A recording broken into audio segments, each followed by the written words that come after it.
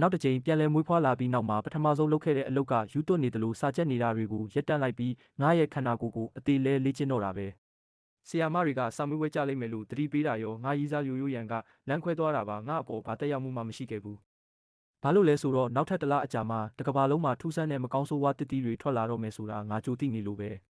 အဲ့ဒီအချိန်ကြရင်ဘယ်သူမဆိုအဲ့ဒီတစ်တီးကိုရရှိတဲ့လူကထူးခြားဆန်းပြတဲ့စွမ်းအားတွေကိုပိုင်ဆိုင်ရလိမ့်မယ်ပြီးခဲ့တဲ့ဘဝတုန်းကလည်းငါထူးခြားတဲ့စွမ်းအားတစ်ခုရခဲ့ဘူးတဲ့ဒါပေမဲ့ငါရခဲ့တဲ့တစ်တီးစွမ်းရည်ကအားနည်းတယ်လို့ငါရဲ့ခန္ဓာကိုယ်ကြက်ခိုင်မှုကလည်းတိတ်မကောင်းခဲ့ဘူးဒါကြောင့်မို့လို့ပဲဇွန်ဘီအုပ်စုကြားထဲမှာငါတွန်းလှန်ရင်းနဲ့အသေးဆိုးနဲ့တေးခဲ့ရတယ်အခုတော့ငါမှာဒုတိယအကြိမ်အခွင့်အရေးရလာပြီဆိုတော့တေချာပေါက်ငါရဲ့အနာဂတ်အသိပညာတွေကိုအပြည့်အဝအသုံးချပြီးအသုံးတမဲ့အရာမှန်သမျှကိုလက်ဦးမှုယူသိမ့်ပိုက်ရမှာပေါ့ငါရဲ့မှတ်ဉာဏ်ရဆိုရင်ကြောင်ပေးနာကတစ်တီးဆိုင်တစ်ဆိုင်မှာမကောင်းဆိုးဝါးတစ်တီးတစ်လုံးရှိနေရမယ်အဲ့ဒီဆိုင်ရဲ့နာမည်ကလည်းတော်တော်ဆန်းတဲ့ Guide You to Beautiful တဲ့ဒါပေမဲ့အဲ့ဒီတစ်တီးကဘယ်နေ့မှထွက်လာမလဲဆိုတာကိုတော့ငါအတိအကျမသိဘူးဒါကြောင့်မို့လို့ငါနေ့တိုင်းအဲ့ဒီဆိုင်ကိုတစ်တီးဝယ်ချင်အောင်ဆောင်ပြီးတွားကြည့်ရတယ်ဒါပေမဲ့ဒီနေ့မှာတော့အမြဲတမ်းလိုဆိုင်ထဲပက်ကြည့်ရင်နက်နက်တီးအယောင်ပန်းစီရောက်သွားတဲ့အချိန်စိမ့်ဆူနေတဲ့အကိုင်းခက်လေးနှစ်ခုကငါရဲ့အာယုံကိုရုတ်တရက်ဆွဲဆောင်သွားခဲ့တယ်။ငါလည်းအပေါ်ကနက်နက်တီးတွေကိုဖယ်လိုက်တဲ့အခါအဲ့ဒီအကိုင်းခက်တွေရဲ့ပင်မကိုယ်တွေကငါမျက်စိရှိကိုဘွားခနဲ့ပေါ်လာတော့တယ်။အမှန်ပဲဒါငါမှညံတွေကမကောင်းဆိုးဝါးတစ်တီးအစ်စ်ပဲ။ဒါ One Piece ကဘာကဧကရစ်လေးပါးတဲ့ကတဦးဖြစ်တဲ့ကိုင်တိုရဲ့တစ်တီး Azure Dragon Fruit ပဲ။ငါလဲလူတွေရိပ်မိမှဆိုလို့တခြားတစ်တီးတွေပါအိတ်ထဲအပြည့်ထည့်ပြီးကောင်တာမှာအမြန်ပဲပတ်စံရှင်းလိုက်တယ်။ဆိုင်ထဲကနေထွက်လာချင်းမှာပဲအပြင်မှာဗမာခန္ဓာကိုတောင်းဖြောင်းနဲ့လူလက်ပိုင်းအမျိုးသားတစ်ယောက်ကိုလှမ်းမြင်လိုက်ရတယ်။သူကပြီးခဲ့တဲ့ဘဝတုန်းကဒီနဂါးတစ်တီးကိုရသွားခဲ့တဲ့ပိုင်ရှင်စစ်ပဲ။ငါလဲစိတ်ထဲကနေတက်ပြင်းချလိုက်မိတယ်။ငါသာနည်းနည်းလေးနောက်ကျသွားရင်ဒီတစ်တီးကသူ့လက်ထဲရောက်သွားမှတေချာတယ်။အဆောင်ကိုပြန်ရောက်တာနဲ့ငါတစ်စက္ကန့်တောင်မဆိုင်ပဲနဂါးတစ်တီးကိုယူပြီးအားရပါးရတလုတ်ကြီးကိုက်စားလိုက်တယ်။အဲ့ဒီအရသာကတော့ဗျာ၆တွေ့နေတဲ့ရေကန်ပြက်ကြီးတဲကအညစ်အကြေးတွေနဲ့နန်စော်နေတဲ့ကြမ်းတိုက်ဝစ်ဆက်တွေကိုရောမွေပြီးပါဆက်ထဲအတင်းထိုးထည့်လိုက်တယ်လို့ပဲအရသာကအရန်ဆိုးလွန်းလို့အန်တောင်ထွက်ချင်သွားတယ်ဒါပေမဲ့ငါအန်ချိတ်အောင်ပြီးအဲ့ဒီအဖက်တွေကိုမျိုးချလိုက်တယ်ပြီးတော့စိတ်ကိုတင်းထားပြီးကြံတဲ့အခွန်တွေအစိတွေနဲ့ခရမ်းရောင်ကိုင်းလေးကိုပါအကုန်မျိုးချပစ်လိုက်တယ်အတော်ကြာမှပဲငါအသက်ဝဝရှူနိုင်တော့တယ်အခုတော့အံ့ဖွယ်စွမ်းအားရဲ့မျိုးစေ့ကိုငါခန္ဓာကိုယ်ထဲချပြပြီးကြံတာကစောင့်ဆိုင်ဖို့ပဲအဲ့ဒီနောက်ငါဖုန်းထုတ်ပြီးဗီဒီယိုတိုတွေနဲ့ဖိုရမ်းတွေကိုလိုက်မွေတော့တယ်။ပလက်ဖောင်းတော်တော်များများကိုကြည့်ပြီးတဲ့နောက်ပဲတစ်ခုကိုရှာတွေ့ပြီးဗီဒီယိုတစ်ခုကိုဖွင့်ကြည့်လိုက်တယ်အကိုတို့ရေ။ဒါလျှက်စီးတစ်တီးပြား။ခမန်းထဲမှာလာပြီးဈေးပေးကြပါ။အမြင့်ဆုံးပေးတဲ့လူကိုရောက်မယ်ဒါကိုမြင်လိုက်ရတော့ငါနှလုံးခုန်တန်တွေမြန်လာခဲ့တယ်။ငါကငကားတစ်တီးကိုစားထားပြီးမို့နောက်ထပ်တစ်တီးတစ်လုံးထပ်စားလို့မရဘူးဆိုပေမဲ့ကဘာပြက်ကက်ရောက်လာလို့လူတွေကဒါရဲ့တံမိုးအစ်စ်အမှန်ကိုသိသွားတဲ့အခါကျရင်ကုတွေပေါင်းများစွာပေးရင်တော့တစ်လုံးမှဝယ်ရမှာမဟုတ်တော့ဘူး။ဒါကအဖိုးတန်ဆုံးကုန်သွယ်ရေးပစ္စည်းဖြစ်လာမှာပါတကယ်လို့ကုန်သွယ်ရမှာအသုံးမပြုရင်တော့ငါရဲ့မိဘတွေဒါမှမဟုတ်ညီမလေးကိုကျွေးလို့ရတယ်ပြီးတော့ဒုတိယမြောက်တတိကိုထပ်စားနိုင်မဲ့အခွင့်အရေးကလည်းလုံးဝမရှိတာတော့မဟုတ်ဘူးဒါပေမဲ့အဲ့ဒီအတွက်စွမ်းအားရောကန်တရားပါနှစ်ခုစလုံးလိုအပ်လိမ့်မယ်ငါခမန့်အောက်မှာဘာမှမရေးပဲအဲ့ဒီသပင်ဝါလေးစုပ်ထန်းချီစီကိုပဲတိုက်ရိုက်တီးတန့်စာပို့လိုက်တယ်ညီလေးမင်းလှုပ်ထားတဲ့တတိကတကယ်အစ်စ်တိုင်းပဲလက်ရမြောက်တယ်ငါဒါကိုဝယ်ချင်လို့ခမတ်ထဲကလူတွေကနောက်နေကြတာမင်းရောက်ချင်တဲ့ဈေးကိုတက်တာပြောအဆင်ပြေရင်ချက်ချင်းလွှဲပေးမယ်သူကပြန်စာပို့လာတဲ့အကိုဒါတကယ်မကောင်းဆိုးဝါးတစ်တီအစ်စ်ပြဈေးကတတန်းခွဲတတမ9တန်းရွမ်ပေးရမယ်ငါကပြန်ပြောလိုက်တယ်ဒါတကယ်အစ်စ်ဆိုရင်မင်းမလို့ကိုယ်တိုင်မစားတာလဲတကယ်ရောင်းချင်ရင်ပုံမှန်ဈေးပြောမဟုတ်ရင်ငါမင်းကို block တော့မယ်သူကဟုတ်ကဲ့ရွမ်တသိန်းဆိုရင်ကောလို့ရှော့ပေးလာတယ်ငါကရွမ်1000ပဲအပြက်ပဲမင်းလိုပစ္စည်းတူစုဆောင်းတဲ့ model တွေရဲ့ဈေးကွက်ပေါက်ဈေးကဒီလောက်ပဲရှိတာသူနည်းနည်းတော့စိတ်ပြတ်သွားပုံရတယ်အများကြီးဒါစားလို့ရမယ်ထင်နေတာကိုဒါပေမဲ့1000ဆိုရင်လဲသူ့အတွက်ရက်ပိုင်းလောက်အပြောပါသုံးလို့ရတာမို့ okay ပေးလိုက်တယ်ငါလဲပတ်စံပေးမယ်ပစ္စည်းယူမယ်လို့ပြောပြီးဒါပေမဲ့မင်းကဆိုင်ဖွင့်ထားတာလည်းမဟုတ်ဘူးငါပတ်စံလွှဲပြီးမှပစ္စည်းမပို့ရင်ဘယ်လိုလုပ်မလဲ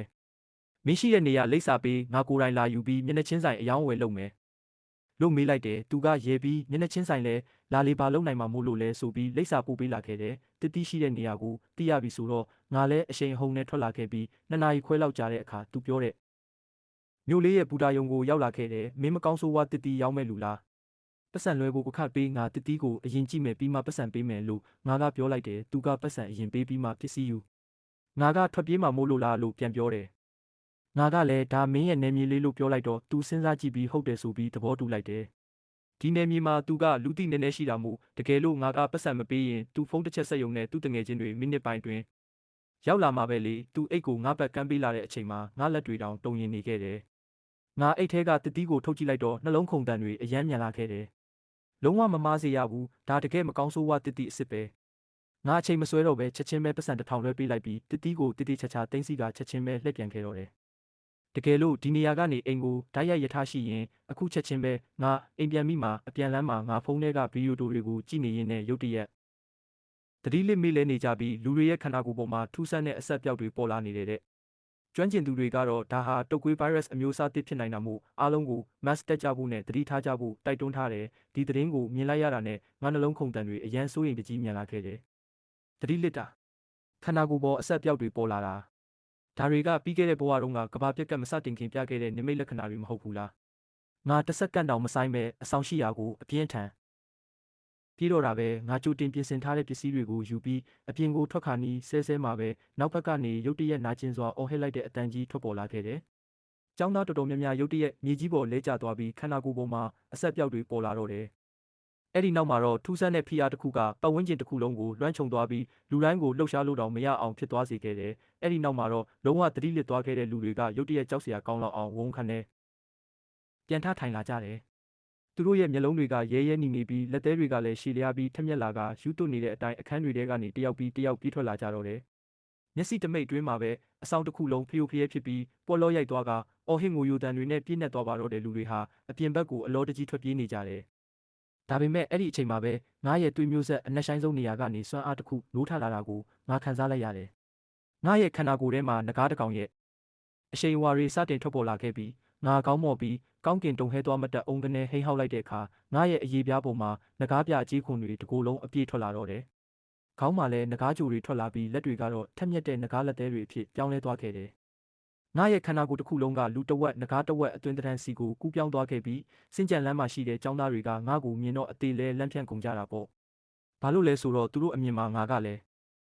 အဲ့ဒီဘီလူတရေတွေလိုမျိုးတောင်းကျမ်းမဲ့မွန်းစရာတစ်ကောင်ဖြစ်သွားပြီလို့ထင်မှတ်သွားကြလို့ပဲ။ဒါပေမဲ့ဒီလူတဝက်ငကားအတွင်ကငါရဲ့ခန္ဓာကိုယ်ခွန်အားခံစစ်အရှိန်နဲ့ဒဏ်ရာပြန်လဲကူစားနိုင်စွမ်းတွေကိုအစပေါင်းများစွာမြင့်တင်ပေးလိုက်တာအဲ့ဒီအချိန်မှာပဲနောက်ဘက်ကနေဇွန်ဘီနှစ်ကောင်ကဟိဟောက်ပြီးငါစီပြေးဝင်လာတယ်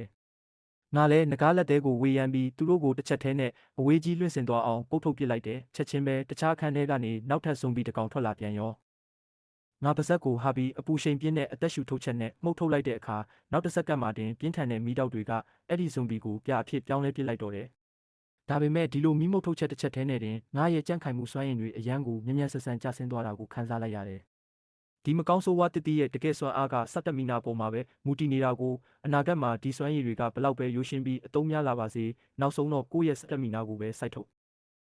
သုံးဆွဲရမှာဖြစ်တယ်။အစောပိုင်းစစ်မှာတော့လူတိုင်းရဲ့ခန္ဓာကိုယ် limit ကအရန်ကိုနည်းသေးတာပဲလေငါက one piece ထဲကကိုင်တိုလိုမျိုးအိုနီလူမျိုးစုလည်းမဟုတ်တလို့သူ့လိုမွေးရပါအကျန်းခံတဲ့ခန္ဓာကိုယ်မျိုးလည်းရှိမနေဘူး။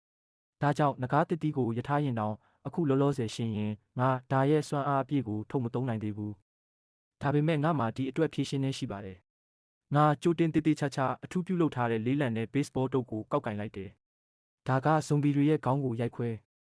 ဖြစ်ဖို့အတွက်အကောင်းဆုံးပစ္စည်းပဲငါတုပ်ကိုဝေယမ်းလိုက်တဲ့အခါအဲ့ဒီအပေါ်မှာလျှက်စီးလိုင်းတွေတဖြန်းဖြန်းနဲ့ပြေးနေတော့တယ်။ငကားပြတစ်တီးကလေမီးနဲ့လျှက်စီးဆိုတဲ့ဂျက်စင်၃ခုစလုံးကိုထိန်းချုပ်နိုင်စွမ်းရှိတာကိုဒါကတဘာဝစွမ်းအင်ပြောင်းလိုကီယာတစ်တီးတွေလောက်စွမ်းအားမကြီးဘူးဆိုတော့တိုက်စစ်ကိုမြင့်တင်ဖို့အတွက်တော့လုံလောက်မှုထက်ကိုပိုပါတယ်။ငါလဲစစ်ကြံလန်းတစ်လျှောက်ကဇွန်ဘီတွေကိုအကုန်ရှင်းလင်းပြီးရှေ့ကိုတိုးသွားတဲ့အခါចောင်းသားတွေရဲ့အာယုံကငါစီရောက်လာတော့တယ်။ငါကဇွန်ဘီတွေကိုတရက်ဆက်တက်ဖြတ်ပေးနေတာမို့သူတို့ခန့်များထွက်ပြေးဖို့နဲ့အသက်ရှူဖို့အခွင့်အရေးရသွားကြတာပေါ့။လျှက်စီးတွေပက်ချလဲဝိုင်းနေတဲ့ငါရဲ့ baseball တုပ်ကတကယ်ကိုကင်တိုရဲ့လက်နက်ဆန်တိုင်းပဲ။ငါရှိရောက်လာတဲ့ဇွန်ဘီမှန်သမျှတစ်ချက်ထဲနဲ့အကုန်အသက်ပြောက်ကုန်ကြတယ်။ဒါပေမဲ့ငါကဒီလိုအစုလိုက်ပြုံလိုက်တက်ဖြတ်ရတဲ့ပျော်ရွှင်မှုထဲမှာနစ်မောမနေခဲ့ပါဘူး။တိုက်ခိုက်ရင်းနဲ့အောက်ထပ်ကိုအမြန်ဆုံးဆင်းလာခဲ့တယ်။ငါရဲ့ပထမဆုံးပန်းတိုင်ကတော့ဘာပဲဖြစ်ဖြစ်အိမ်ကိုအရောက်ပြန်ဖို့ပဲ။ဒီဘဝမှာငါရဲ့မိဘတွေနဲ့ညီမလေးကိုဘသူရဲ့နှိမ်ချစော်ကားမှုနဲ့ညှဉ်းပန်းမှုကိုမှထပ်ပြီးမခံစားစေရတော့ဘူး။ဒုတိယပန်းတိုင်ကတော့ဇွန်ဘီအကောင်တရာကိုအမြန်ဆုံးတက်ဖို့ပဲ။ဘာလို့လဲဆိုတော့ဇွန်ဘီအကောင်တရာကိုတယောက်တည်းတက်နိုင်တဲ့လူအတွက်ထူးဆန်းတဲ့နတ်ဖျားနဲ့မြေပွင့်လာမှာဖြစ်လို့ပဲ။အဲ့ဒီနေရာမှာဆိုရင်အယောင်၃မျိုးရှိတဲ့ဟာကီစွမ်းရည်ကိုငါလေ့ကျင့်လို့ရမှာဖြစ်ပြီးကိုယ့်ရဲ့စွမ်းအားကိုအစမတန်မြင့်တင်နိုင်မှာဖြစ်တယ်။ငကားပြတစ်တီးကပြန်တန်းနိုင်စွမ်းရှိတယ်ဆိုပေမဲ့အခုငါရဲ့စက်တမီနာနဲ့ကတော့အိမ်ထိပြန်သွားဖို့မလုံလောက်သေးဘူး ဒါကြောင့်ငါလည်းတန်တုပ်ကိုဝေယမ်းပြီးငကားစစ်နဲ့ဖရာတပါးလိုမျိုးရှေ့ကိုပဲတိုးဝင်သွားခဲ့တယ်ငါနောက်မှာတော့လိုက်ချင်တဲ့ចောင်းသားတွေအုပ်စုလိုက်ကြီးကပ်ပါလာကြတာပေါ့ဒါပေမဲ့သူတို့မသိတာကကဘာပြက်ကတ်ထဲမှာဘယ်နေရာမှမလုံခြုံဘူးဆိုတာပဲတချို့အချိန်တွေမှာအဆောင်တကားကိုအသေးပိတ်ပြီးအထဲမှာပုံနေတာကမှအသက်ပိုရှည်နိုင်သေးတယ်ငါအဆောင်ပြင်ဘက်ကိုထွက်လိုက်တဲ့အခါအောက်ကမြင်ကွင်းကိုကြည့်ပြီးမျက်မှောင်ကျုပ်သွားမိတယ်ဒီเจ้าကတစ်ချိန်လုံးကလူစုပြုံမြုပ်နှံခဲ့တဲ့တင်ချိုင်းဟောင်းတစ်ခုဖြစ်ခဲ့တာကိုကျောင်းဝင်းထဲမှာဒီနေရာကမကောင်းတဲ့အမဲရောင်စွမ်းအင်တွေအရမ်းများလို့အနာကလူတွေခဏခဏဖျားနာတတ်ကြတယ်ဆိုပြီးကောလာဟာလာတွေရှိခဲ့ဘူးတယ်နောက်ပိုင်းကျမှဖုံးရွှေဆရာတယောက်ကဒီနေရာမှာကျောင်းဆောက်ဖို့အကြံပေးခဲ့တာလူငယ်တွေရဲ့တက်ကြွတဲ့စွမ်းအင်နဲ့အဲ့ဒီအမဲရောင်စွမ်းအင်ကိုဖိနှိပ်ထားနိုင်အောင်လို့ပေါ့ဒါပေမဲ့အခုတော့မြေအောက်ထဲမှာနှစ်ပေါင်းများစွာမြုပ်နှံထားခဲ့တဲ့အယိုးစုတွေဟာဇွန်ဘီဗိုင်းရပ်စ်ရဲ့တက်ရောက်မှုကြောင့်မြေကြီးထဲကနေအကုန်ရုံထွက်လာကြပြီးမြင်မြင်သမျှအသက်ရှင်နေတဲ့လူသားမှန်သမျှကိုလိုက်လံတိုက်ခိုက်နေကြပြီးတယောက်ယောက်ကဲကြပါဦးတကြောင်ဝင်းလုံးအော်ဟစ်တန်တွေနဲ့စူညံပွက်လောရိုက်နေတာပဲလူတိုင်းကအသက်ဘေးကနေလွတ်အောင်ပြပြတလဲပြေးနေကြပြီးအထိတ်တလန့်နဲ့တယောက်တိုက်မိနေကြတယ်ဒါပေမဲ့ငါကဘသူ့ကိုမှဂယုမဆိုင်ပဲကျောင်းဝင်းပင်မတကားကြီးစီကိုပဲတက်တက်ဦးတည်သွားလိုက်တယ်လမ်းမှာဇွန်ဘီပဲဖြစ်ဖြစ်အယိုးစုဘီလူပဲဖြစ်ဖြစ်တွေ့သမျှအကုန်လုံးကိုငါတုံနဲ့ရိုက်ခွဲချေမှုန်းပစ်ခဲ့တယ်နောက်ဆုံးကျောင်းတကားဝကိုရောက်ခါနီးမှာပဲငါရဲ့ခန္ဓာကိုယ်ကရုတ်တရက်ရက်တန့်သွားခဲ့တယ်ငါတည်းမကဘူးကွင်းထဲကလူတွေအားလုံးနဲ့ဇွန်ဘီတွေပါနေရာမှာတင်အေးခဲသွားကြတယ်တကဘာလုံးရဲ့အချိန်တွေရက်တန့်သွားသလိုမျိုးပဲအဲ့ဒီနောက်ငါမျက်စိရှိမှအမှောင်ထူးကြီးဖုံးလွှမ်းသွားတော့တယ်ဒါကတော့နတ်ဖျားနယ်မြေရောက်ရှိခြင်းပဲငါမျက်စိပြန်ဖွင့်လိုက်တဲ့အခါထူးဆန်းဆန်းပြတဲ့နေရာတစ်ခုကိုရောက်နေတာကိုတွေ့လိုက်ရတယ်ဒီနေရာမှာအချိန်လည်းမရှိဘူးအရက်မျက်နှာလည်းမရှိဘူးတကယ်ရုပ်ဝတ္ထုနယ်မြေလည်းမဟုတ်ဘူးရှိနေတာကတော့လင်းလက်နေတဲ့ screen နှစ်ခုပဲတစ်ခုကအကြီးကြီးဖြစ်ပြီးနောက်တစ်ခုကအသေးလေးအပေါ်မှာနတ်ဖျားဆိုင်ကန်းလို့ရေးထားပြီးအသေးလေးပေါ်မှာတော့ကိုရေးချက်လက်လို့ရေးထားတယ်ပြီးခဲ့တဲ့ဘဝတုန်းကဒီအရာတွေနဲ့ငါရင်းနှီးပြီးသားပါဒါကအမည်မသိအထက်စွမ်းအားတစ်ခုကပေးထားတဲ့အခွင့်အရေးဖြစ်ပြီးကိုရထားတဲ့အမှတ်တွေနဲ့လဲလှယ်ပြီးဤစနစ်တွေလက်နက်ကိရိယာတွေစွမ်းရည်တွေနဲ့အရင်းမြစ်တွေကိုဝယ်ယူလို့ရတဲ့နေရာပဲအဲ့ဒီအချိန်မှာပဲကြီးညာတန်တစ်ခုထွက်ပေါ်လာခဲ့တယ်မင်းဟာဇွန်ဘီအကောင့်100ကကိုပထမဆုံးအမဲလိုက်နိုင်ခဲ့တဲ့အဦးဆုံးလူသားဖြစ်ပါတယ်ဒါကြောင့်မင်းကိုနတ်ဖျားစုလက်ချီးမြှင့်ပါမယ်ကဘာပြက်ကတ်စတင်ပြီး10မိနစ်အတွင်းမှာတင်အမှတ်100ရယူနိုင်ခဲ့တဲ့အတွက်အထူးစုလက်ကိုပေးအပ်သွားမှာဖြစ်ပါတယ်အဲ့ဒီနောက်ငါရှိမှရွေးချယ်စရာလမ်း3လမ်းပေါ်လာခဲ့တယ်ပထမစုလက်ကတော့ပြီးပြည့်စုံသောတစ်တီးပဲဒါကငါစားထားတဲ့ငကားပြတစ်တီးကိုအမြင့်ဆုံးအဆင့်ထိဓာတ်ရိုက်ရောက်ရှိသွားစေမှာဖြစ်ပြီးတစ်တီးရဲ့ဘေးထွက်ဆိုးကျိုးမှန်သမျှကိုအကုန်ပြောက်ကွယ်သွားစေမယ်ငါအနေနဲ့ပင်လယ်ရေးတို့ပင်လယ်ကြောက်တွေရဲ့အားပြော့စေတဲ့တက်ရောက်မှုကိုခံရတော့မှမဟုတ်သလိုခန္ဓာကိုယ်ပောက်ကွဲပျက်စီးခြင်းမရှိဘဲဒုတိယမြောက်မကောင်းဆိုးဝါးတစ်တီးကိုပါထပ်မံစားသုံးနိုင်ခွင့်ရမှာဖြစ်တယ်ဒုတိယစုလက်ကတော့ဟာကီပါရမီရှင်ပ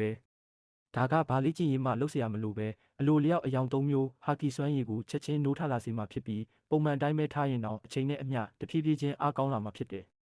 တကယ်လို့ကိုယ်တိုင်သာစူးစမ်းလေ့ကျင့်ရင်ဒီစွမ်းရည်တိုးတက်မှုနှုန်းက2ဆပိုမြန်လာလိမ့်မယ်တတိယစုလက်ကတော့ဇွန်ဘီတက်နက်ဖျားလက်နက်ပဲ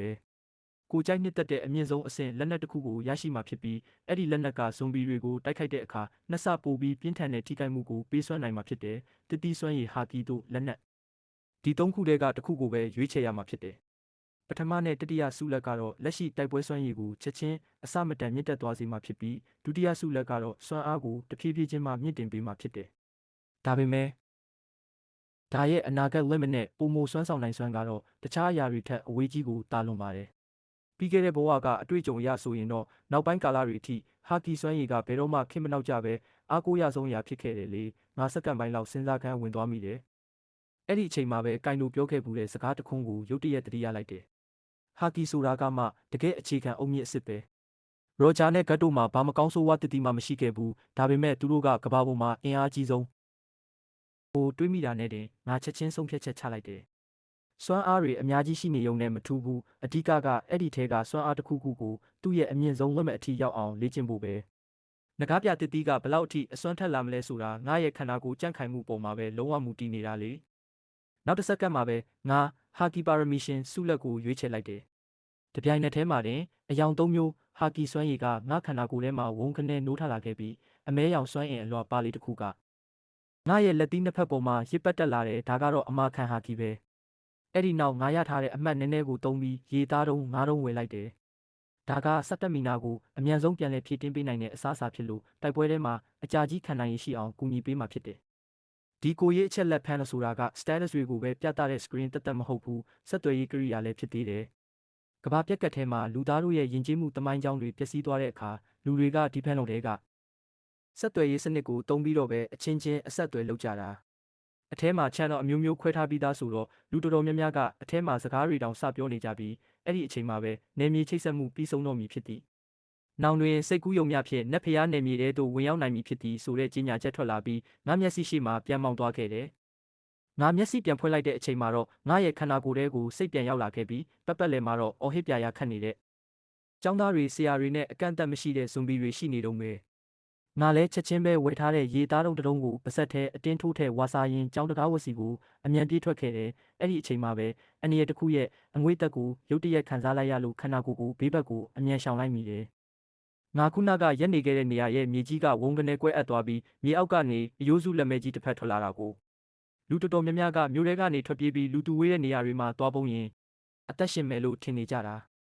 ာဒါပေမဲ့သူတို့မသိတာကအခုချိန်မှာဒီကဘာပေါ်မှာဘေးကင်းတဲ့မြေကွက်လက်ဆိုတာတလက်မတောင်မကြမ်းတော့ဘူးဆိုတာပဲလမ်းဘေးမှာရပ်ထားတဲ့ကားတွေရဲ့ရေဒီယိုကနေအရေးပေါ်ကြေညာချက်တွေတရက်ဆက်អော်နေတာကိုကြားနေရတယ်ဒါကတော့နိုင်ငံတော်ရဲ့အရေးပေါ်သတင်းထုတ်ပြန်ချက်ဖြစ်ပါတယ်မိဘပြည်သူများအားလုံးစိတ်အေးအေးထားကြပါမိမိတို့အိမ်ထဲမှာပဲနေထိုင်ကြပြီးတကားနဲ့ပြတင်းပေါက်တွေကိုတိတိကျကျပိတ်ထားကြပါကျွန်တော်တို့ရဲ့တက်မတော်ကအစွမ်းကုန်လှုပ်ရှားနေပါပြီ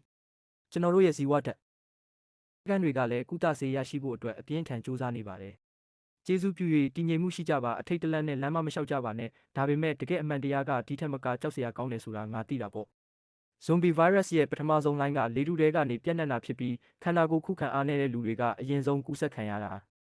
ဒါကြောင့်မလို့ဆေးရုံတွေနဲ့လူအိုရုံတွေကကူးစက်မှုရဲ့အဓိကဗဟိုချက်မှကြီးတွေဖြစ်ကုန်ကြတာပေါ့ကမ္ဘာပြက်ကတ်စတင်ပြီးသွားတဲ့နောက်မှာတော့ဗိုင်းရပ်စ်ရဲ့အဓိကကူးစက်ပုံကသွေးကတဆင့်ဖြစ်သွားမှာအဲ့ဒီလိုအခြေအနေမျိုးမှာတော့ခန္ဓာကိုယ်ကြန့်ခိုင်မှုအကောင်းဆုံးဖြစ်တဲ့စစ်သားတွေအနေနဲ့ကူးစက်ခံရဖို့ရာခိုင်နှုန်းအရန်နေတယ်ဒါကြောင့်ကမ္ဘာပြက်ကတ်အစောပိုင်းမှာတက်မတော်ကအတိုင်းအတာတစ်ခုထိအားကိုးရအောင်မှာဖြစ်တယ်ဒါပေမဲ့ဒါကရေရှည်မခံဘူးဆိုတာငါကြိုသိတယ်စစ်တပ်ကဇွန်ဘီတွေကိုအမြန်ရှင်းချင်ရင်တနက်တွေလက်နက်ကြီးတွေကိုတုံးရမှာပဲဒါပေမဲ့အဲ့ဒီလိုလက်နက်တွေနဲ့တက်ရင်သူတို့အမှတ်မရနိုင်ဘူးအမှတ်မရရင်သူတို့ပိုပြီးအစွမ်းထက်လာမှာမဟုတ်တော့ဘူးလေတစ်ဖက်မှာကြတော့ဇွန်ဘီတွေကတဖြည်းဖြည်းချင်းဗီဇပြောင်းလဲပြီးပိုတန်မာလာမှာဆိုတော့နောက်ဆုံးမှာတာမန်တနက်ကြီးစံတွေတောင်မတိုးတဲ့အဆင့်ကိုရောက်သွားလိမ့်မယ်ဇွန်ဘီတွေတန်မာလာလေစစ်တပ်ကအားနည်းသွားလေဖြစ်ပြီးလူအဖွဲ့အစည်းကလည်းအမြန်ဆုံးပြိုလဲသွားတော့မှဒါကြောင့်ဒီကဘာပြက်ကတ်ထဲမှာတကယ်မျောလင့်ချက်အစ်စ်မှန်ကတစ်ခုပဲရှိတယ်လူတိုင်းကစစ်တီတော်ဖြစ်လာရမယ်ကိုယ်တိုင်ဇွန်ဘီတွေကိုတိုက်ခိုက်ရမယ်ဒါကတကယ်ကိုအစွမ်းထက်ပြီးအရေးချင်းရှိတဲ့လူပဲရှေ့ဆက်နိုင်မဲ့ရှင်တန်ရုံးကန်ရတဲ့ပွဲချမ်းကြီးပဲလေဒါကလမ်းမပေါ်မှာအရှိန်ဟုန်နဲ့မောင်းနေခဲ့တယ်လမ်းမှာဇွန်ဘီတကောင်ကောင်ရှေ့ကကာစီးလာရင်တောင်ငါဘရိတ်အုပ်မနေတော့ပဲတက်တက်တိုက်ကျိတ်ပြီးရှေ့ကိုပဲမောင်းထွက်ခဲ့တယ်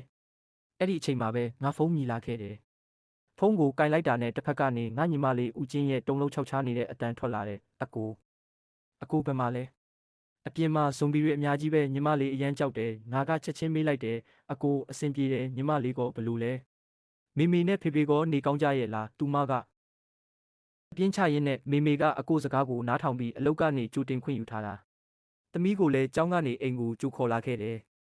ဖေဖေကတော့အခုဆေးရုံမှာပဲရှိသေးတယ်သူကရုံးခန်းကိုအသေးပိတ်ထားလို့လောလောဆယ်ဘေးကင်းတယ်လို့ပြောတယ်အကိုကတော့တကယ်ကိုအနာဂတ်ကိုကြိုမြင်တဲ့နတ်ဆရာကြီးအတိုင်းပဲနော်မိမိသားအကိုကြောင့်အတင်းခွင့်မယူထားရင်သမီးတို့အပြင်မှာတင်တေလောက်ပြီးလို့ပြောရှာတယ်ပြီးခဲ့တဲ့တလလုံးလုံးငါညီမလေးကငါ့ကိုကြည့်ပြီးတအံ့တဖြစ်နေခဲ့တာဘာလို့လဲဆိုတော့ငါကနေ့တိုင်းနေ့စဉ်သုံးကုန်ပစ္စည်းတွေကိုအိမ်စီကိုအထုတ်လိုက်အပိုးလိုက်ပို့နေခဲ့လို့ပဲမိသားစုကဘာလို့ဒီလောက်ပစ္စည်းတွေစုနေတာလဲလို့မေးတိုင်းငါဘာမှပြန်မပြောခဲ့ဘူးပြီးတော့ငါမှဒီလောက်ပတ်စံတွေဘဲကရလဲဆိုတာလဲသူတို့မသိကြဘူးတကယ်တော့ငါမှပတ်စံတပြားမှမရှိပါဘူးတလအတွင်းမှာဒီလောက်အများကြီးရှာဖို့ဆိုတာလဲမဖြစ်နိုင်ဘူးလေဒါပေမဲ့ကဘာကြီးကပျက်စီးတော့မှာပဲကိုငါကအွန်လိုင်းပလက်ဖောင်းမှန်သမျှစီကနေချေးငွေတွေအကုန်ရှောက်ယူလိုက်တာပေါ့ဘာကြောက်เสียရလို့သေးလဲတကယ်လို့မိဘတွေကိုရှင်းပြရမယ့်ပြဿနာသာမရှိရင်အိမ်ကိုပါပေါင်နှံပြစ်မိမှတေးချတယ်နက်ဖျားနယ်မြေရှိနေတာမို့ပစ္စည်းတွေအများကြီးစုထားဖို့မလိုဘူးဆိုပေမဲ့ဒါတွေကအရေးပေါ်သုံးဖို့အတွက်ပဲလေငါတို့ဖုန်းပြောနေတော့မှပဲငါရှိကဇိမ်ခံကားတစ်စီးကလမ်းပေါ်ကိုဝုန်းကနေခုန်တက်လာတဲ့ဇွန်ဘီတစ်ကောင်ကိုရှောင်ရင်းနဲ့တိမ်းမောက်သွားခဲ့တယ်အဲ့ဒီစက္ကန့်မှာတင်ကားတွေအတိုက်ပုံဖြစ်တဲ့ကွင်းဆက်မတော်တဆမှုကြီးစတင်သွားတော့တာပဲနောက်ကလိုက်လာတဲ့ကားအများပြားတစ်စီးနဲ့တစ်စီးဆင့်ကတိုက်မိကြပြီးလမ်းမပေါ်မှာတကယ်ကိုပျက်စီးကပ်ပေးကြီးဖြစ်သွားခဲ့တယ်လူတော်တော်များများနေရာမှာတင်တေကုန်ကြပေမဲ့ငါကဒါမျိုးဖြစ်လာမယ်ဆိုတာကြိုသိပြီးသားပါအခုချိန်မှာကားရက်နေဖို့မဖြစ်နိုင်တော့ဘူးငါချက်ချင်းပဲငါရဲ့ကြောပိုးအိမ်နဲ့ဘေ့စ်ဘောတုပ်ကိုဆွဲကင်ပြီးငကားပြအတွင်ကိုကူးပြောင်းကားခေါင်မိုးကိုဖောက်ထွက်ပြီးကောင်းကင်ဘောကိုတက်တက်ပြန်တက်လိုက်တော့တယ် မိုးတိမ်တွေနဲ့မြူကိုးတွေကငါရဲ့ကြီးမားလာတဲ့နဂါးခန္ဓာကိုယ်ကြီးကိုအပေါ်ကိုပင့်တင်ပေးလိုက်ပြီးငါလည်းအရှိန်ဟုန်နဲ့ကောင်းကင်ယံထဲကိုတိုးဝင်သွားခဲ့တယ်ဒီလိုအံ့ဩစရာကောင်းလာတဲ့မြင်ကွင်းကိုကြည့်ပြီးလမ်းပေါ်ကလူတွေအားလုံးမှင်တက်အံ့ဩကုန်ကြတာပေါ့ခုနကကြောက်စရာကောင်းတဲ့ကားလိုက်မှုကြီးကအခုတော့ပိုပြီးတော့တောင်ဖျို့ဖျဲဖြစ်သွားခဲ့ရပြီးဒါပေမဲ့အောက်ကစူညံပွက်လောရိုက်မှုတွေကငါနဲ့ဘာမှမဆိုင်ပါဘူးငါကမိုးတိမ်တွေကြားထဲတိုးဝင်ပြီးငါအိမ်ရှိရာလမ်းကြောင်းစီကိုပဲတက်တက်ပြန်တန်းသွားခဲ့တယ်စက်တက်မီနာပြန်ပြည့်နေအောင်လန်ခီမှာကြောပိုးအိတ်ထဲကရေသားတုံးတွေကိုမပြတ်ထုတ်စားနေရတယ်ငါရဲ့လက်ရှိစွမ်းအားကအကြာကြီးစက်တိုက်ပြန်တန်းဖို့မလုံလောက်သေးဘူးလေနောက်ဆုံးတော့ဝယ်ထားတဲ့ရေသားတုံးတွေအကုန်ကုန်သွားတဲ့အခါငါမြေပြင်ပေါ်ကိုပြန်ဆင်းသက်ပြီးလူသားတွင်ကိုပြန်ပြောင်းလိုက်ရတယ်ပတ်ဝန်းကျင်ကိုဝေးကြည့်လိုက်တော့လောလောဆယ်ဇွန်ဘီတစ်ကောင်မှမတွေ့ရသေးဘူးငါချက်ချင်းပဲနတ်ဖျားနယ်မြေတဲကိုစိတ်နဲ့ဝင်လိုက်ပြီးနောက်ထပ်ရေသားတုံး၅တုံးထပ်မံလဲလှယ်ကကြောပိုးအိတ်ထဲထည့်လိုက်တယ်အခုငါကြောပိုးအိတ်ထဲမှာရေသားတုံး၅တုံးနဲ့လျှက်စီးတစ်တီတစ်လုံးပဲကျန်တော့တယ်ရေသားတုံးတစ်တုံးကိုထပ်စားလိုက်ပြီးတဲ့နောက်ငါနောက်ထပ်ငါကောင်းကင်ဘော်ကိုထပ်ပြီးပြန်မတက်ဖြစ်ခဲ့ဘူးဘာလို့လဲဆိုတော့ရေသားတုံးကစက်တက်မီနာကိုပြန်ဖြည့်ပေးနိုင်တယ်ဆိုပေမဲ့အဲ့ဒါတခုတည်းပေါ်မှာပဲစက်တိုက်မီခိုနေရင်စတက်မီနာကုန်ဆုံးမှုနှုန်းကပိုပြီးမြန်ဆန်လာတတ်လို့ပဲဒါအပြင်စိတ်ပိုင်းဆိုင်ရာပင်ပန်းနွမ်းနယ်မှုကိုတော့ဒီအသားတုံးကလုံးဝပြန်မကူစားပေးနိုင်ဘူးလေငါမြေပုံကိုဖွင့်ကြည့်ပြီးငါရဲ့လက်ရှိတည်နေရာကိုစစ်ဆေးလိုက်တယ်ငါအနေနဲ့အဝေးပြေးလမ်းမတစ်ခုခုစီရောက်အောင်သွားပြီးအဲ့ဒီကနေမော်တော်ယာဉ်တစ်စီးရှာဖွေဖို့လိုအပ်တယ်ဥတီယာလန်ကျောင်းကိုတေချာတက်မှတ်ပြီးတဲ့နောက်ငါကငကားပြအတွင်းကိုပြန်ပြောင်းလိုက်ပြန်တယ်ဒီတစ်ခေါက်တော့ငါ10မိနစ်လောက်ပဲပြန်တန်းခဲ့ပြီးမကြခင်မှာပဲအောက်ဘက်မှာအရှိန်ပြင်းပြင်းနဲ့မောင်းနေကြတဲ့ကားစီးစီးရှိနေတဲ့အဝေးပြေးလမ်းမကြီးကိုလှမ်းမြင်လိုက်ရတယ်ငါရဲ့ရည်မှန်းချက်ကတော့အကျန်းခံတဲ့ကားတစ်စီးစီးကိုရှာဖို့ပဲအောက်ကလမ်းပေါ်မှာရှိတဲ့လူတော်တော်များများကကောင်းကင်မှာပြန်တန်းနေတဲ့ငကားပြကြီးကိုလှမ်းမြင်သွားကြတယ်လူတွေကချက်ချင်းပဲသူတို့ရဲ့ဖုန်းတွေကိုထုတ်ပြီးဗီဒီယိုရိုက်ကနတ်ဖျားအမြေရဲ့ဆက်သွယ်ရေးကိုအလူရက်တင်ကြတော့တာပေါ့တငယ်ချင်းတို့ရေငါငကားကြီးတစ်ကောင်မြင်ခဲ့တဲ့အရန်ကြီးတဲ့ငကားပြကြီးပြအနည်းဆုံးအလျား10မီတာလောက်ရှိလိမ့်မယ်လို့လူတစ်ယောက်ကရေးသားထားပြီးနောက်တစ်ယောက်ကဒါဝန်ဖီထဲကကိုင်တိုရဲ့ငကားပြတစ်တီးပဲဖြစ်ရမယ်လို့ပြန်မှတ်ထားတယ်ဘလို့လူမျိုးကဒီလောက်အစွမ်းထက်တဲ့ဒဏ္ဍာရီလာတားရဲ့တစ်တီးကိုပြသွားတာပါလေလို့လဲတခြားလူတစ်ယောက်ကရေးထားသေးတယ်ငါလဲတစ်ခါကလျှက်စီးတစ်တီးတစ်လုံးရခဲ့ဘူးတယ်ဒါပေမဲ့အတူအယောင်ထင်ပြီးပြန်ရောင်းလိုက်မိတယ်လို့မက်ဆေ့ချရေးတဲ့သူကတော့သပင်ဝါရောင်နဲ့ဟွမ်ဆိုတဲ့ကောင်ပဲသူကတော့အခုချိန်မှာနောင်နာတွေအရန်ရပြီးကိုတက်တေချောင်စိတ်တောင်ပေါက်နေတာဘာလို့လဲဆိုတော့တကယ်အစွမ်းထက်လျှက်စီးတစ်တီးအစ်စ်ကြီးကိုမှတာမန်ရူပီ1000ထဲနဲ့ရောင်းပစ်ခဲ့မိလို့ပဲကြည်ကျိုးမျိုးစီဥတီနေတဲ့အဝေးပြေးလမ်းမပေါ်မှာပြန်တန်းရင်းနောက်ဆုံးတော့တကယ်ကိုကြန့်ခိုင်တောင်တင်းပုံရတဲ့ကားတစ်စီးကိုငါမျက်စိကျသွားတယ်ငါကားပေါ်ကိုဆင်းသက်ပြီးလိုက်ပါဖို့ပြင်ဆင်နေတော့မှပဲလမ်းဘေးကကြီးမားတဲ့တစ်ပင်ကြီးတစ်ပင်စီငါမျက်စိရောက်သွားခဲ့တယ်အဲ့ဒီနေရာမှာအရာတစ်ခုကဖြက်ခနဲနဲ့ထူးဆန်းစွာတောက်ပနေတာကိုဒီကဘာပေါ်မှာပေါ်ထွက်လာမဲ့မကောင်းဆိုးဝါးတစ်တီအများစုကတရိษံအတွင်ပြောင်းဇိုအန်မျိုးစားတွေဖြစ်လိမ့်မယ်လို့ငါကြိုတင်ခန့်မှန်းထားပြီးသားပါဒန္နာယီလာတားရဲ့တစ်တီတွေကလည်းလူတွေထင်သလောက်ရိုးရှင်းရှားပါနေမှာမဟုတ်တော့ဘူးဘာလို့လဲဆိုတော့ကဘာပေါ်ကယဉ်ကျေးမှုတိုင်းတမိုင်းကြောင်းတိုင်းမှာမရေမတွက်နိုင်တဲ့ဒန္နာယီလာတရဝါတွေနတ်ဖျားတွေနဲ့မိစ္ဆာတွေရှိခဲ့ဘူးတာကိုအဲ့ဒီအရာတွေကိုအခြေခံပြီးဒန္နာယီလာတားရဲ့တစ်တီအစ်စ်တွေပေါ်ထွက်လာတော့မှဒါပေမဲ့အဲ့ဒီလိုတစ်တီတွေအရေးအတွက်များလာရင်တောင်မှသူတို့ကအစွမ်းထက်ဆုံးတစ်တီတွေစီးရင်ထဲမှာအမြဲရေတွက်ခံရမှာပဲဖြစ်တယ်ငါရဲ့ငကားလက်သေးနဲ့အဲ့ဒီတောက်ပနေတဲ့တစ်တီကိုခူးယူပြီးကြောပိုးအိတ်ထဲကိုထည့်လိုက်တယ်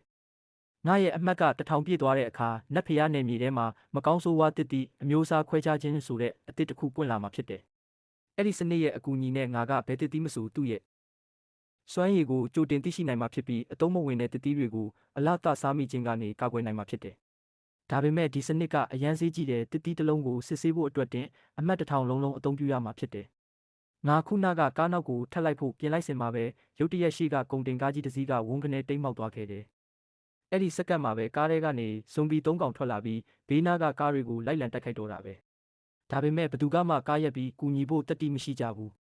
ကားမောင်းသမားတစ်ယောက်ကလီဘာကိုအကုန်နှင်းပြီးဇွန်ဘီတွေကိုတက်တိုက်ချိန်မောင်းထွက်ခဲ့တယ်။ပြီးတော့ကားကိုဘဲပြန်ညာပြန်ဝေယမ်းပြီးဇွန်ဘီတွေကိုကားပေါ်ကနေပြုတ်ကျအောင်လုပ်ဖို့ကြိုးစားပြန်တယ်။သူ့ရဲ့အဲ့ဒီလုပ်ရက်ကြောင့်ပဲနောက်ထပ်ကားစင်ကဲတိုက်မှုကြီးတစ်ခုထပ်ဖြစ်သွားခဲ့ရတယ်။ငါအဲ့ဒီမြင်ကွင်းကိုတစ်ချက်ပဲလှမ်းကြည့်ပြီးတိတ်မောက်နေတဲ့ကုန်တင်ကားကြီးနားကိုဆင်းသက်လိုက်တယ်။လူတဝက်ငကားတွင်ပြောင်းလဲပြီးကုန်တင်ကားရဲ့ဘေးပေါင်ကိုကင်ကားငကားပြရဲ့ကြီးမားလာတဲ့စွမ်းအားကိုအသုံးပြုပြီးကားကြီးကိုစွတ်အတင်းပြန်တက်မှတ်ပေးလိုက်တယ်။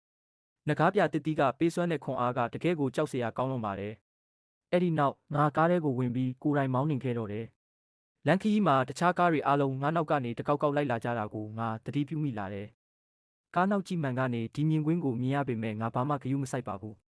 သူတို့တွေငါအလုပ်ကိုလာပြီးအနှောက်အယှက်မပေးသေး၍ငါနောက်ကလိုက်လာတာကိုပြဿနာမရှိဘူးလေ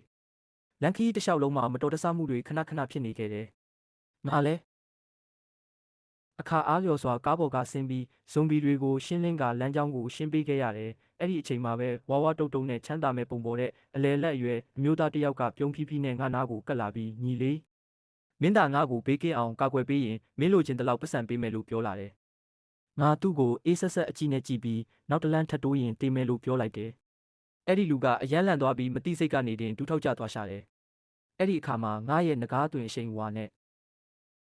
ငါစီကနေထွက်ပေါ်နေတဲ့ဖိအားတွေကသူ့ရှိမှအမြင့်ဆုံးအုပ်ချုပ်သူအရှင်သခင်ကြီးတပါးရက်နေတယ်လို့မျိုးခံစားရစေတာကိုငါရဲ့မင်းရဲ့ဟာကီဖိအားအနှဲငယ်ကြောင့်တင်ဘေးပတ်ပတ်လည်ကလူတွေပါကြောက်လန့်ပြီးကြောက်ရွံ့လို့တောင်းခဲကုန်ကြတယ်ဒါပေမဲ့လည်းကြောက်ရွံ့စိတ်ကလူကိုဘာမဆိုလုံးဝစေတာပဲလေ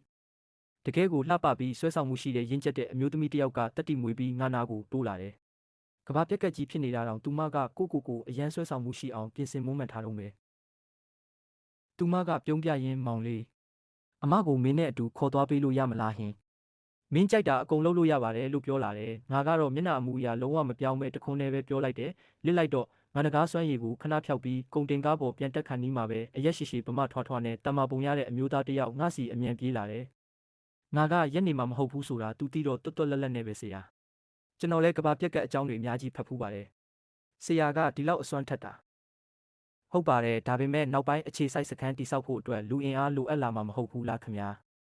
ကျွန်တော်နာမည်လင်ခွေပါကျွန်တော်မှာထူးခြားတဲ့ပါရမီတော့မရှိပါဘူးဒါပေမဲ့ခွန်အားတော့တန်ပါတယ်ကျွန်တော်ကတိုက်ခိုက်ရေးနည်းပြတဦးဖြစ်လို့ဆရာအတွက်အသုံးဝင်မှာတေချာပါတယ်လို့ပြောလာတယ်ငါရက်လိုက်ပြီးသူ့ကိုတေးသေးချာချာစိုက်ကြည့်မိတယ်မေးစေးကိုလက်နဲ့ပို့ရင်ခဏလောက်စဉ်းစားကန်းဝင်သွားမိတာပေါ့သူ့စကားကမမှားဘူးလေလူယဉ်ကျေးမှုနဲ့လူမှုအဖွဲ့အစည်းစနစ်တွေကမကြခင်မှာလုံးဝပျက်စီးတော့မှတကယ်လို့ကဘာပြက်ကတ်ထဲမှာရေရှည်ရှင်တန်ခြင်းရင်ကိုပိုင်ဘေးကင်းတဲ့အခြေစိုက်စခန်းတစ်ခုတိစောက်ရမှာပဲတခြားတစ်ဖက်မှာလည်းဇွန်ဘီတွေရဲ့တိုးပွားနှုန်းနဲ့တမန်နှုန်းကအယမ်းမြန်လာမှုငါတယောက်တည်းနဲ့အချိန်ပြည့်မိသားစုကိုကာကွယ်ပေးဖို့ဆိုတာခက်ခဲလိမ့်မယ်လင်ကွေကငါစဉ်းစားနေတာကိုမြင်တော့သူ့မျက်နှာမှာဝမ်းတာလုံးဆိုသွားရှာတယ်သူကတွန့်ဆုတ်မနေတော့ပဲသူ့ရဲ့ပစ္စည်းတွေကားတွေနဲ့ကြံတဲ့အရာအလုံးကိုအဲ့ဒီနေရာမှာတင်စွန့်ပစ်ခဲ့တော့တယ်ငါကသူ့ကိုထားခဲ့မှာကိုသူတစ်စက္ကန့်လေတောင်အနောက်ကျမခံဝင်ဘူးလေသူကဘလောက်အထိတတိကြီးလဲဆိုရင်ရှေ့ကန်းက driver ဘေးမှာတော့ဝင်မထိုင်ဝင်ဘူးသူ့ရဲ့တန်မာတဲ့ခန္ဓာကိုကြန့်ခိုင်မှုကိုသုံးပြီးကုန်တင်ကားရဲ့နောက်ဖက်ပစ္စည်းတင်တဲ့ကုန်ခန်းထဲကိုပဲဓာတ်ရိုက်တက်ထိုင်လိုက်တယ်လင်ကွေအောင်မြင်သွားတာကိုမြင်တော့ကျန်တဲ့လူတွေပါမျောလင်းချက်ရောင်ကြီးတန်းလာကြတာပေါ့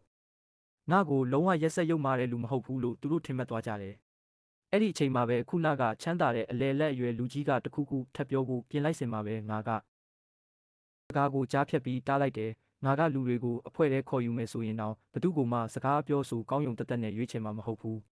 အစပိုင်းမှာတော့ငါအဖွဲထဲမှာလူတယောက်ရှိရင်တင်လုံလောက်ပြီးတော့မင်းရဲ့တစ္ဆာရှိမှုကိုလည်းအခုထိတက်တည်မပြရသေးဘူးလို့ငါလင်ခွေကိုပြောလိုက်တယ်သူ့ကိုအချိန်နဲ့အမျှစောင့်ကြည့်ပြီးစစ်ဆေးသွားရမှာပဲအဲ့ဒီအချိန်မှာပဲခုနကလှပတဲ့အမျိုးသမီးကရှေ့ကိုထပ်တိုးလာပြီးပြတ်သားတဲ့အတန်နဲ့ကျေးဇူးပြု၍ကျမကိုအခွင့်အရေးတစ်ချိန်လောက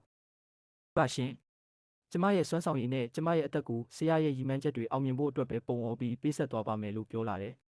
သူမရဲ့မျက်ဝန်းထဲကပြတ်သားတဲ့ဆုံးဖြတ်ချက်ကိုမြင်လိုက်ရတော့ဒီအမျိုးသမီးကတာမန်မိန်းမတစ်ယောက်မဟုတ်ဘူးဆိုတာငါသိလိုက်တယ်သူမမှာတကယ်ပဲထူးခြားတဲ့အချက်တစ်ခုခုရှိနေတာဖြစ်နိုင်တယ်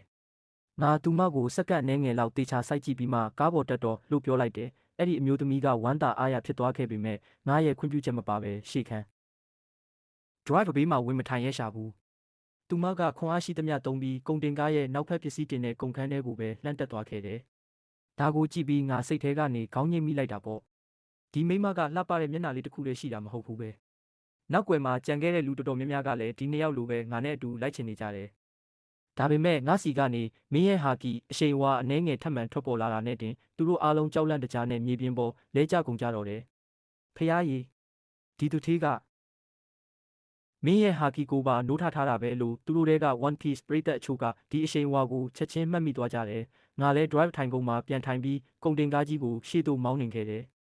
2 နာရီခွဲလောက်ခီးနှင်ပြီးတဲ့နောက်လမ်းဘေးမှာရှိတဲ့ခီးသွားဝင်ဆောင်မှုဆောင်တစ်ခုကိုလှမ်းမြင်လိုက်ရတယ်ဒါပေမဲ့အဲ့ဒီနေရာကဇွန်ဘီတွေရဲ့လက်အောက်ကိုလုံးဝကျရောက်နေပြီးလမ်းကနေဖြတ်သွားတဲ့လူတွေကစီနဲ့အစားအစာရနိုင်မှုအဲ့ဒီထဲကိုဝင်ကျင်ကြပေမဲ့ရှိနေတဲ့ဇွန်ဘီအရေးအတွက်အယမ်းများလွန်းလာကြောင်းဘယ်သူမှမဝင်ရဲကြဘူးဒါပေမဲ့ငါကတော့ဒါကိုဂရုစိုက်မနေပါဘူး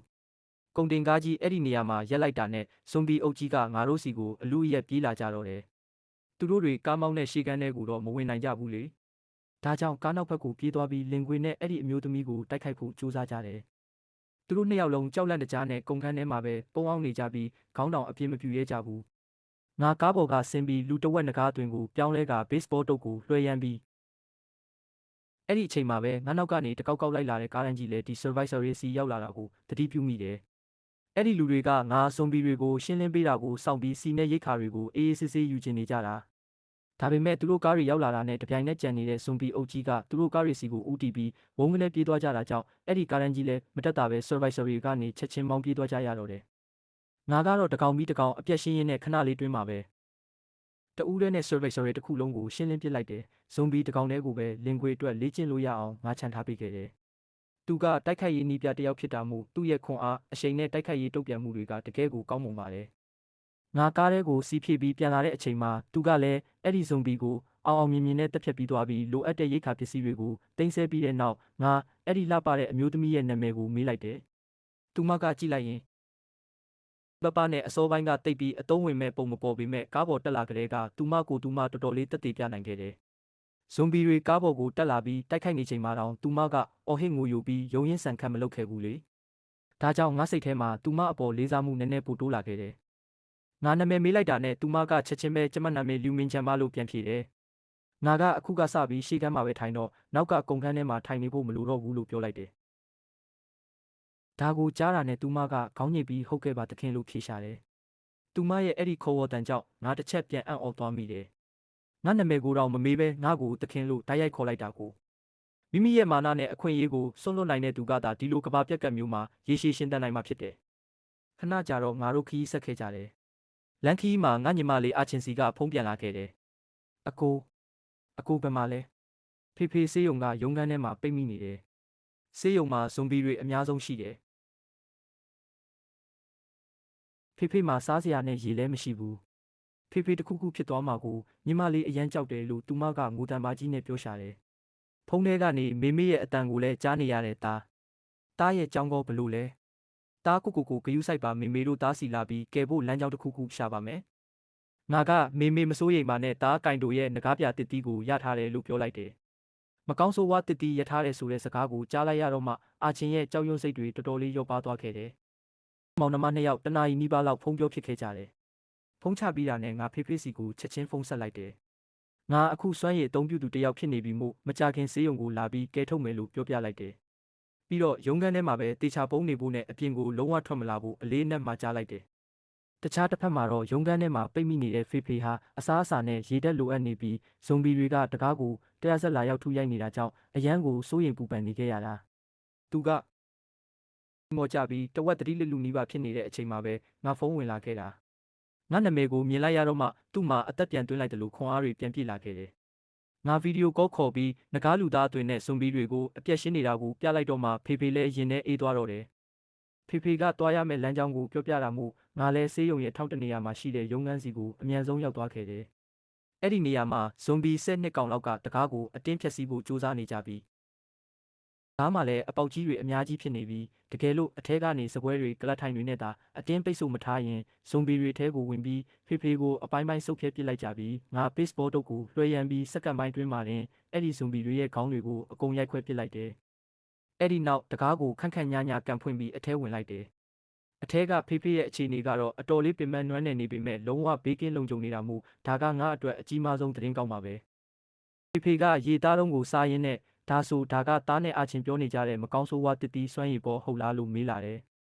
ရုံးခန်းထဲမှာပိတ်မိနေစဉ်အတွင်းမှာသူကလည်းနက်ဖျားနယ်မြေရဲ့ဆက်သွယ်ရေး channel တွေကဗီဒီယိုတွေနဲ့ဆွေးနွေးချက်တွေကိုအများကြီးဖတ်ထားခဲ့တာမို့ One Piece နဲ့မကောင်းဆိုးဝါးတစ်တီးတွေအကြောင်းအတိုင်းအတာတစ်ခုအထိသိရှိနားလည်နေပြီလေငါရေမောလိုက်ပြီးအထဲကိုထပ်ဝင်လာတဲ့ဇွန်ဘီတကောင်ရဲ့ခေါင်းကိုတုံးနဲ့ထပ်မံရိုက်ခွဲရင်းဘလို့လဲဖေဖေတားစွမ်းရည်ကလမ်းတယ်မလားလို့မေးလိုက်တယ်ဖေဖေကပြုံးရင်းအရန်လန်းနဲ့တားကြီးလို့ပြန်ပြောရှာတယ်ကဘာပြက်ကစတင်ကလေးကဖေဖေဟာသူ့မျက်စိရှိတင်လူပေါင်းများစွာဇွန်ဘီတွေရဲ့လက်ချက်နဲ့တေဆုံးသွားတာကိုမြင်ခဲ့ရတာမို့အခုလိုအချိန်မှာမိသားစုတစ်ခုလုံးဘေးကင်းနေတာကပဲသူ့အတွက်အကြီးမားဆုံးပျော်ရွှင်မှုပါပဲဆေးရုံထဲကနေအပြင်ကိုပြန်ထွက်လာတဲ့အချိန်မှာဆေးရုံအဆောက်အုံရဲ့တကားတွေပြတင်းပေါက်တွေရဲ့နောက်ွယ်ကနေလူတော်တော်များများပုံအောင်ရင်းအပြင်ကိုချောင်းကြည့်နေကြတာကိုငါလှမ်းမြင်လိုက်ရတယ်သူတို့ကဖေဖေဟာတကယ် ဒဏ္ဍာရီလာနဂါးလူသားကြီးတယောက်နဲ့အတူရှိနေတာကိုမြင်လိုက်ရတဲ့အခါဖေဖေဟာတကယ်ဒဏ္ဍာရီလာနဂါးလူသားကြီးတယောက်နဲ့အတူရှိနေတာကိုမြင်လိုက်ရတဲ့အပြင်အဲ့ဒီနဂါးလူသားကဇွန်ဘီတွေကိုဘလောက်တောင်အလွယ်တကူတက်ဖြတ်နေတယ်လဲဆိုတာကိုပါတွေ့သွားကြတဲ့အခါလူတော်တော်များများကကဲကြပါဦးလို့အော်ဟစ်အကူအညီတောင်းကြတော့တာပေါ့အကိုကြီးကျွန်တော်တို့ကိုလည်းကဲပါဦးဗျာဖေဖေမျက်နှာပေါ်မှာတနာကယူနာစိတ်တွေအရေးထင်သွားပြီးအေးဗျာသူတို့ကိုလည်းကဲလိုက်ပါဦးသူတို့အားလုံးကဖေဖေနဲ့တယုံနဲ့လှုပ်တဲ့လှုပ်ဖို့ကိုင်းဖက်ပါလူကောင်းတွေပါကွာလို့ပြောလာတယ်ငါကတော့အေးဆက်ဆက်လေးတန်းနဲ့ပဲပြန်ဖြေလိုက်တယ်ကဲပြီးတော့ဘာလို့ရမှာလဲသူတို့ကိုတယောက်ချင်းစီအိမ်ရောက်လိုက်ပို့ပေးရမှာလားတကယ်လို့အိမ်ကိုပဲဘေးကင်းကင်းနဲ့ရောက်သွားရင်ကောသူတို့တကယ်ပဲဆက်ပြီးအသက်ရှင်နိုင်မှာမို့လို့လားငါသူတို့ရဲ့အော်ဟစ်တောင်းပန်တန်တွေကိုမကြားချင်အောင်ဆောင်ပြီးဖေဖေကိုခေါ်ကာရှေ့ကိုပဲဆက်လျှောက်လာခဲ့တယ်လမ်းမှာတော့လင်ကွေနဲ့လူမင်ချန်တို့ပုံနေတဲ့အခန်းအနားကိုရောက်လာခဲ့တယ်တကားကိုဝိုင်းထုနေတဲ့ဇွန်ဘီတွေကိုရှင်းလင်းတကားကိုတစ်ချက်ထဲနဲ့ရိုက်ခွဲပစ်လိုက်တယ်ငါ့ကိုမြင်တာနဲ့သူတို့နှစ်ယောက်လုံးချက်ချင်းအပြင်ထွက်လာပြီးတပြိုင်နက်တည်းတခင်းလို့နှုတ်ဆက်ကြတယ်ဒါကိုကြားလိုက်ရတဲ့ဖေဖေမျက်လုံးကြီးတွေအံ့ဩလွန်းလို့ပြူးကျဲသွားတော့တာပေါ့တစ်ဖက်မှာကြွက်သားတွေအပြည့်နဲ့ထွားချိုင်းလာတဲ့လူတန်ကြီးနောက်တစ်ဖက်မှာကျတော့အရန်ကိုလှပလွန်းတဲ့အမျိုးသမီးချော်လေးဒီလိုလူနှစ်ယောက်ကငါရှိမှအိတ်ဒီလောက်ရိုးရိုးသေးသေးဥညွတ်နေကြတာအထူးသဖြင့်လူမင်ဂျန်ကငါ့ကိုတခင်လို့ခေါ်လိုက်တာကိုဖေဖေပို့ပြီးထူဆန်းနေပုံရတယ်ဖေဖေမျက်နှာမှာဖျားရည်ငါသားကအပြင်မှာဘာတွေရှောက်လုပ်နေတာပါလိမ့်ဆိုတာကြီးကအတိုင်းသားပေါ်နေတာဘဝနှစ်ခုစာဖြတ်တန်းခဲ့လို့မျက်နှာအသားထုနေပြီဖြစ်တဲ့ငါတော်မှမျက်နှာပူပြီးနည်းနည်းရှိန်သွားမိတယ်ငါဘာမှမဖြစ်တယ်လို့ဟန်ဆောင်ရင်းနဲ့ဒီနှစ်ယောက်ကလမ်းမှာတွေ့လို့ခေါ်လာတာမောင်နှမတွေလိုပါပဲလို့ပြောလိုက်ပေမဲ့ဖေဖေမျက်လုံးတွေကတော့ငါစကားကိုလုံးဝမယုံဘူးဆိုတာအထင်သားပြနေတယ်ငါလည်းထပ်ပြီးရှင်းမပြနေတော့ပဲငြိမ်နေလိုက်တော့တယ်ငါတို့အားလုံးကုန်တင်ကားကြီးစီပြန်ရောက်လာကြတယ်ဖေကိုကားရှိခန်းမှာထိုင်ခိုင်းပြီးလူမင်းချန်ကိုတော့နောက်ဘက်ကုန်ခန်းထဲကိုပဲပြန်လွတ်လိုက်တယ်ငါတို့အိမ်ပြန်ရောက်တဲ့အခါငါညီမလေးအာချင်းကလူမင်းချန်ကိုမြင်ချင်းအံ့ဩလွန်းလို့ပါဇက်အဟောင်းသားဖြစ်သွားရှာတယ်အမလေးအရန်လာတဲ့မမကြီးပါလားနေဦးသူအခုပဲအကိုကိုဘာလို့ခေါ်လိုက်တာလဲပြီးတော့သူမကလင်ခွေဘက်ကိုလှည့်ကြည့်ပြီးဒါနဲ့ဒီကြွတ်သားကြီးနဲ့လူတန်ကြီးကတော့ဘာတူလဲတယောက်ယောက်ကသာသူ့ကိုအထူးကွန်မန်ဒိုစစ်သားပါလို့ပြောရင်တောင်ညီမလေးယုံမိမှာပဲအဲ့ဒီလိုလူကပါအကိုကိုတခင်လို့ခေါ်နေတာလားဒီအချိန်မှာလူမင်ချန်ကတော့တကယ်အိမ်ဖုံမလေးတယောက်လိုလက်နှစ်ဖက်ကိုဝမ်းပိုက်ရှိမှရှက်ပြီးငြိမ်ငြိမ်လေးငါအနောက်မှာရက်နေခဲ့တယ်တစ်ဖက်မှာတော့လင်ခွေခများတော်တော်လေးနေရခက်နေပုံပဲသူကပေါင်းတင်ဆက်ဆံရေးကောင်းတဲ့သူဆိုပေမဲ့ဒါကသူ့တခင်ရဲ့မိသားစုဖြစ်နေတာကြောင့်ဘလို့ပြုမှုရမလဲဆိုတာမသိပဲဖြစ်နေတာနောက်ဆုံးတော့ငါအမေဖြစ်တဲ့လူယွန်းကအခြေအနေကိုထိမ့်လိုက်ပြီးပြုံးပြုံးလေးနဲ့အားလုံးပဲပိုက်စာနေကြပြီထင်တယ်လို့ပြောလာတယ်ငါနဲ့ဖေဖေပြန်လာနေပြီဆိုတာသိကြတဲ့ကအမေကအိတ်တောင်မအိတ်တော့ပဲငါတို့နှစ်ယောက်ထမင်းပူပူလေးစားရအောင်တညလုံးထမင်းချက်နေခဲ့တာဒါပေမဲ့ငါကနောက်ထပ်လူနှစ်ယောက်ခေါ်လာလိမ့်မယ်လို့မမျှော်လင့်ထားတာကြောင့်ဟင်းကနည်းနည်းနေတာပေါ့တော်သေးတာကငါအရင်ကတည်းကစီတုဘူးတွေအများကြီးစုဆောင်းထားခဲ့လို့ပဲအမေကစီတုဘူးအချို့ကိုဖွင့်ပြီးစပွဲအပြည့်ညစာအကောင်စားကြီးပြင်ဆင်ပေးလိုက်တယ်လင်ကွေနဲ့လူမင်ချန်တို့ကဘေးနားမှာပဲအာနာပြီးရက်နေကြတာကိုမြင်တော့ငါကသူတို့ကိုပါထမင်းစားဖို့လှမ်းခေါ်လိုက်တယ်လင်ကွေကရှေ့ကိုတိုးလာဖို့ပြင်လိုက်ပေမဲ့လူမင်ချန်ကကျမကိုစီတုဘူးနည်းနည်းပဲပေးပါရှင်ကျမတခင်နဲ့တစားပွဲတဲ့အတူတူထိုင်မစားဝင်ပါဘူးလို့ပြောလာတယ်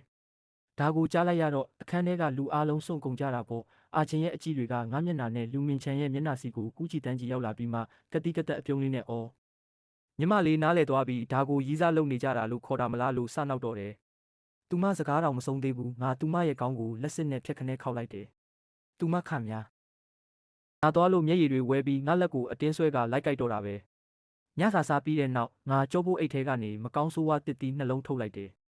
အခုငါမှမကောင်းဆိုးဝါးတစ်တီးနှလုံးရှိတယ်တစ်လုံးကတော့လျှက်စီးတစ်တီးဖြစ်ပြီးနောက်တစ်လုံးရဲ့စွမ်းရည်ကိုတော့အခုထိမသိရသေးဘူး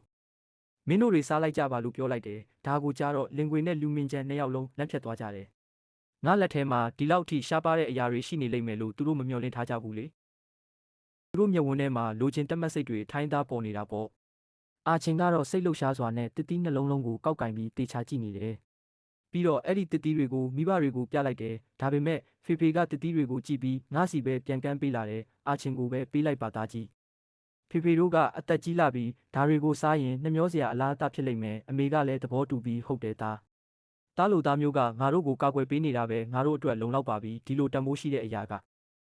အားရဲ့လက်ထဲမှာပဲရှိနေရင်ပို့ပြီးတော့အသုံးဝင်လိမ့်မယ်လို့ပြောရှာတယ်ငါကပြန်ပြီးနားဝင်အောင်ရှင်းပြဖို့ကြိုးစားရတာပေါ့ကျွန်တော်မှငကားပြတစ်တီရှိပြီးသားမှုကျွန်တော်ရဲ့ label တက်နှုံးကအရန်မြန်ပါပါဒါပေမဲ့မိဘတို့ပါဒီတစ်တီတွေကိုစားထားရင်ဇွန်ဘီတွေကိုတက်ပြီးအမတ်တွေအမြန်ရှာနိုင်မယ်ပြီးတော့ဟာကီလေ့ကျင့်ခန်းကိုပါ unlock လုပ်နိုင်ပါလေကဘာပြက်ကတ်ထဲမှာဒါကတကယ်အရင်နီးစစ်ပဲလို့ပြောပေမဲ့တော်တော်နဲ့နားဝင်အောင်ပြောလို့မရခဲ့ဘူးနောက်ဆုံးတော့ငါလဲ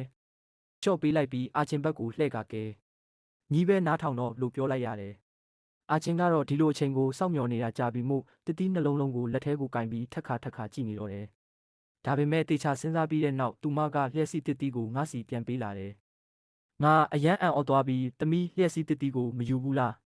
လိုကီယာမျိုးစားရဲ့ခန္ဓာကိုယ်စွမ်းရင်ပြောင်းလဲမှုကအစောပိုင်းဆင့်တွေမှာဆိုရင်ကဘာပေါ်မှာအမရှိတလောက်အစွမ်းထက်တာတော့ပြီးတော့နောက်တစ်လုံးရဲ့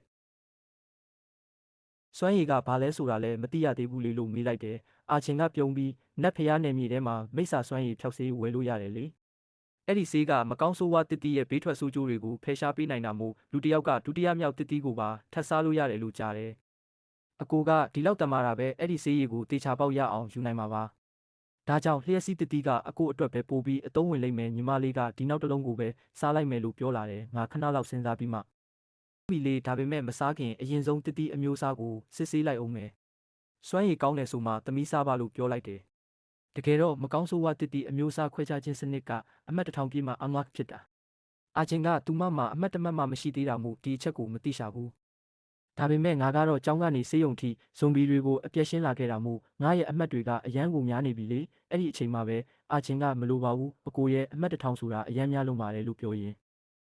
အဲ့ရဲ့အဖြေကိုတော့မစောင့်တော့ပဲရွှေဝါရောင်ပြောင်းမှုစိတ်တွေလိုပုံစံရှိတဲ့မကောင်းဆိုးဝါးတစ်တီကိုကောက်ကင်ပြီးအတုံးကြီးတတုံးကိုက်ဖြတ်ကဝါမျိုးချလိုက်တော့တယ်ဒါကိုမြင်လိုက်ရတော့ငါတုံလုံးခြောက်ချသွားမိတယ်သူမကဘာမှမစင်စားပဲဒီအတိုင်းတိုက်ရိုက်စားပစ်လိုက်မယ်လို့ငါလုံးဝမမျှော်လင့်ထားခဲ့ဘူးတကယ်လို့ဒါကအတုံးမဝင်တဲ့အညံ့စားစွမ်းရည်တစ်ခုခုသာဖြစ်နေရင်နောက်မှနောက်တရားရင်တော့ပြန်ပြင်လို့ရတော့မှာမဟုတ်ဘူးလေဒါပေမဲ့အခုတော့အရာအလုံးကနောက်ကျသွားခဲ့ပြီးအာချင်းကတစ်တီးစ်တွေကိုမျိုးချလိုက်ပြီးမို့ငါအနေနဲ့သူမစီမှာတကယ်အစွမ်းထက်လာတဲ့စွမ်းရည်တစ်ခုခုပဲပေါ်ထွက်လာပါစေလို့စိတ်ထဲကနေပဲဆူတောင်းနေမိပါတော့တယ်